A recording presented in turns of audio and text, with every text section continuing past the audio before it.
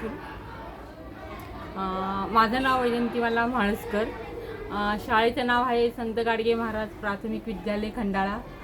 आमच्या शाळेमध्ये जी अनुदान संस्थेतर्फे आम्हाला जे ई लर्निंग अभ्यासिका प्राप्त झाली आहे, त्या अभ्यासिकाचा आमच्या विद्यार्थ्यांना छानच फायदा होतो आहे. आमच्या शाळेची पटसंख्या 178 आहे.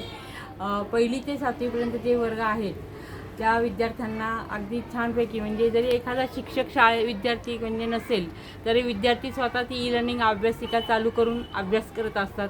विद्यार्थ्यांना त्याच्यावरती इंग्रजीचे प्रोनाऊन्सिएशन, कवितेच्या मराठीच्या चाली, सायन्समध्ये प्रयोग कसे करायचे, सायन्सविषयी माहिती म्हणजे जी त्याच्यावर मिळू शकते आणि प्रयोग कसे करायचे त्याची माहितीसुद्धा विद्यार्थ्यांना त्याच्यावर आम्ही सांगू शकतो. त्यामुळे ह्या अभ्यासिकेचा आम्हाला अत्यंत असा फायदा होत आहे.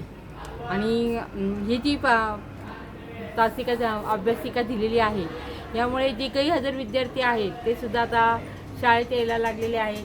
पालकांचा जो एकंदरीत दृष्टिकोन आहे की म्हणजे ते पालक जे आपल्या शेजारी जी आहेत राहणारे त्यांनासुद्धा सांगतात की शाळेमध्ये आता कॉम्प्युटर चालू झालेले आहेत, आपल्या विद्यार्थ्यांना मुलांना कॉम्प्युटर वगैरे शिकायला मिळतील. त्यामुळे पटसंख्या वाढण्यासुद्धा आम्हाला मदत झालेली आहे. कारण काय ज्या इंग्लिश मिडियमच्या शाळा आहेत तिथे कुठे कॉम्प्युटर हाताळायला वगैरे असे मिळत नाहीत. परंतु इथे विद्यार्थी त्यांना जो आवडेल तो विषय मधल्या सुट्टीमध्ये अभ्यासिका चालू करून पाहत असतात, गाणी ऐकत असतात त्याच्यावरचे जे दिलेली आहेत. परत इंग्रजीचे जे काही प्राणी दिलेले आहेत त्यांची नावं त्या विद्यार्थ्यांना ते स्वतः त्या संकल्पना स्वतः त्या माहिती करून घेतात.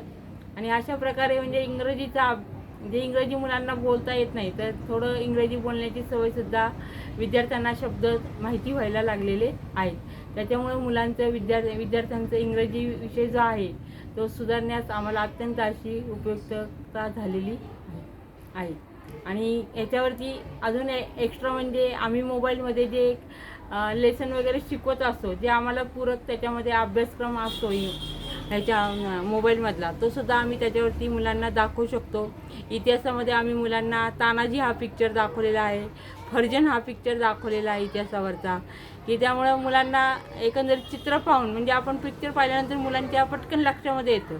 अशा प्रकारे आम्ही त्याच्यावरती मोबाईलसुद्धा कनेक्ट करतो आणि जो अभ्यासक्रमाला पूरक आहे त्याच्यावरती म्हणजे आता समजा लहान मुलांना ABCD वगैरे म्हणण्यासाठी तर ABCDची पोएम त्याच्यावरती दाखवून चित्र वगैरे, त्यामुळं लहान मुलांची कविता वगैरे पाठांतर अगदी म्हणजे शब्द वगैरे लगेचच त्यांच्या पटकन लक्षामध्ये राहतात.